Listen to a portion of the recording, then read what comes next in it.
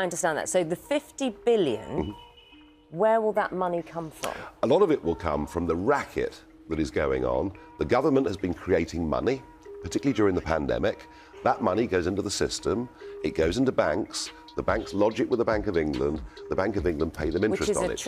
It's a racket, it's a racket. Well, and an increasing number of economists and academics say that alone could save between 35 and 40 billion pounds a year. A massive influx of unskilled labour has driven down productivity, but intolerable productivity pressure. was an issue long time before Yes, migration and it's getting became worse. a political And it's getting issue. worse. So look, all I'm arguing, no, Who said I those wasn't things? in charge. If I'd been given responsibility for making Brexit happen, it would have been very But different. that's an easy get out. That's a bit like No, where I'm you are really now sorry. in Reform, I'm really where you're sorry. saying, I'm not in charge. In 2019, right, in the general election, I stood aside in over 300 seats to give Boris Johnson a free run. In the intense arena of politics and media, few events are as gripping as a live clash between a political powerhouse and a prominent media figure. Nigel Farage, renowned for his fearless political views and unapologetic style, has once again taken centre stage. This time it wasn't on the campaign trail or at a public rally. It unfolded during a live television interview. Duty bound to say that is one poll, and that as it stands, one poll, but it is... It's still pretty remarkable. Yeah, but it is one poll. Can you take us through that next step then?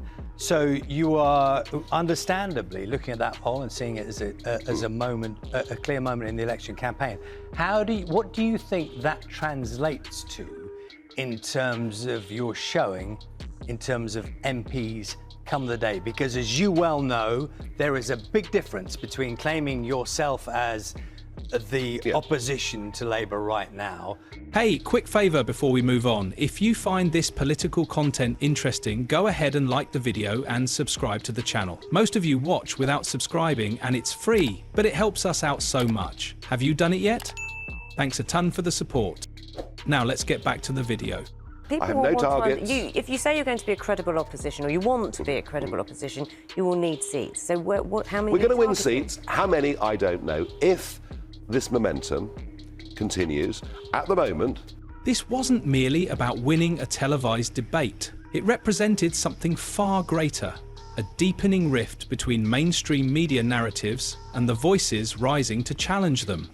Nigel Farage, infamous for his blunt and often polarising opinions, didn't just outmaneuver his opponent, he laid bare the vulnerabilities of media gatekeeping and echoed the growing discontent many feel toward traditional media outlets. This live confrontation wasn't just compelling television, it marked a pivotal moment in British politics, showcasing a changing balance of power between the press and populist figures.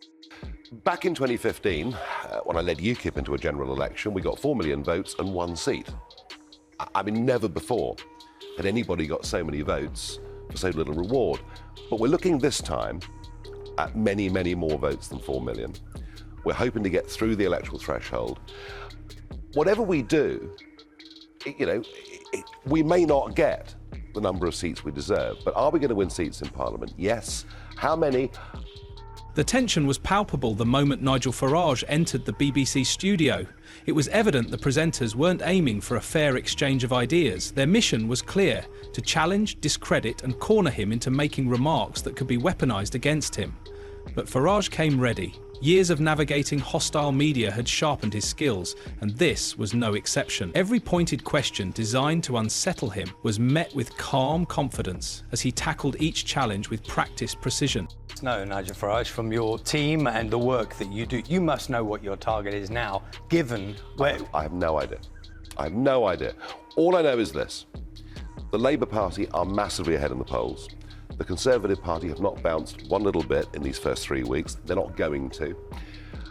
And my message is very simple, that Starmer's going to have a very big majority. I don't think he has much of a plan. His 6 priorities didn't even mention legal migration, which is a huge issue. If we turn to Elon Musk, so... I thought you might. Yeah. Joe Biden was speaking overnight. He warned Americans of a dangerous concentration of power in the hands of a very few ultra-wealthy people that he feared could have an impact on the country's democracy. Through your friendship with Elon Musk, is there a risk of you introducing a similar threat into the UK in terms of like the interests of one very, very rich tech billionaire and his concerns taking priority over the concerns of regular voters and, you know, the potential of someone being seen to try and buy an election in the UK? Well, first things first, I think Biden's record on defending the American Constitution, on the way that he used the judicial system, doesn't bear much scrutiny. I think things went backwards during Biden's time, and we concentrated so much power in Biden's hands that he gave Afghanistan back to the Taliban. So, you know, we can throw this stuff back and forth. In America, you know, billionaires have more influence over society. Each question intended to catch him off guard was met with sharp clarity and precision. Farage avoided vague rhetoric and political doublespeak, responding with straightforward answers supported by facts and statistics that dismantled the host's arguments. It was a textbook display of media savvy. The more aggressively the host pressed, the more composed Farage remained, leaving the presenters looking increasingly flustered and unprofessional. About an hour here on the sofa as well, as part of our leader debates, has said the tone of the debate on immigration had to be changed. This was in one of the debates last week. Do you recognise that some of the language you've used before and members of the Reform Party have used around immigration is divisive and inflammatory? I don't think anything I've said is inflammatory. What I've said is that for 50 years, we had net migration into Britain of 30 or 40,000 a year. The discussion quickly turned to one of the most controversial topics, the state of the UK's welfare system. Farage pointed to a troubling trend, the rising number of young people dependent on welfare benefits. He argued that the system, as it stands, discourages work, trapping many in what he described as a welfare trap. Farage explained that for some, returning to work, particularly when working over 60 hours a week, results in a tax burden so heavy that staying on benefits becomes the more financially viable option. So I want us to become the opposition voice in Parliament and in the country. That's the ambition. But you must have a target for seats. I've got no idea. Why not? You're the leader. Because I'm travelling optimistically. But, OK, but people I have will no want targets. if you say you're going to be a credible opposition, or you want to be a credible opposition, you will need seats. So how many? We're going to win seats. How many, I don't know. If this momentum continues, at the moment, we're rising 1% a day in the polls. That's been pretty consistent over the last 10 days. If that continues... Farage claimed that this issue cost the government over £1 billion each year. To address it, he proposed raising the tax threshold, enabling individuals to retain more of their earnings and incentivising them to return to work. When the host attempted to challenge the practicality of his economic plan, Farage remained composed. He confidently explained that substantial savings could be achieved by tackling inefficiencies in government spending, specifically pointing to what he described as the financial racket involving the Bank of England and commercial banks. Throughout the interview, it was evident that the host was far from impartial. The questions were heavily loaded, crafted to portray Farage as either reckless or uninformed. However, Farage skillfully flipped the narrative. When challenged about how he would fund his proposed economic reforms, he highlighted the government's irresponsible money creation during the pandemic, a move that, according to him, allowed banks to reap massive profits while ordinary citizens bore the brunt of the crisis. Farage didn't mince words, labelling the situation a racket, a term that clearly unsettled the host. She tried to dismiss him as conspiratorial, but Farage countered with solid backing from respected economists, including Paul Tucker, a former deputy governor of the Bank of England. His argument was straightforward yet persuasive. Systemic inefficiencies and financial mismanagement were bleeding the country of billions, making reform not only necessary but urgently overdue. Who've come from families Indeed, that came from the Commonwealth, who fully understand this. He doesn't, and that's part of the problem. Our politicians are disconnected. His parents came over here and Rishi Sunak is British born. Contributed to this economy. Surely he'll understand that. Few politicians address immigration as directly as Farage, and it quickly became a focal point of the interview. The host attempted to undermine his arguments, questioning the accuracy of his statistics and suggesting that his claims about immigration's strain on the economy and social services were overblown. Farage, unfazed, stood firm, citing government data to back his position and reinforcing his argument with confidence. You talked about migration and the issue of migration. Plaid Cymru leader, who we're speaking to in about an hour here on The Safe as well, as part of our leader debates, has said the tone of the debate on immigration had to be changed. This was in one of the debates last week. Do you recognise that some of the language you've used before and members of the Reform Party have used around immigration is divisive and inflammatory? I don't think anything I've said is inflammatory. What I've said is that for 50 years, we had net migration into Britain of 30 or 40,000 a year. That from the late 1940s right up until the millennium. That now... Farage framed immigration as more than just a political issue. It was, in his view, a matter of national security and economic stability. He argued that uncontrolled migration places immense pressure on public services, housing and healthcare systems. His message struck a chord with many viewers who believe mainstream parties have neglected their concerns. Meanwhile, the host, increasingly frustrated, grappled to counter his points, highlighting the media's struggles to foster genuine, honest discussions on such sensitive issues. Under a Conservative government, net migration is running at 750,000 people every year. For example, we have to provide a new home every 2 minutes in this country just to deal with net migration. I've argued that our infrastructure is crumbling. I've argued that our health service can't cope. We are living... I do want to kind of clear up figures. Where did you get every 2 minutes a new home is created for a migrant? A migrant a minute comes to Britain. A migrant a minute comes to Britain. In fact, it's actually more than that. But in simple terms, a migrant a minute comes. We have never... How many migrants are you saying come to Britain? Farage's impact goes beyond media attention.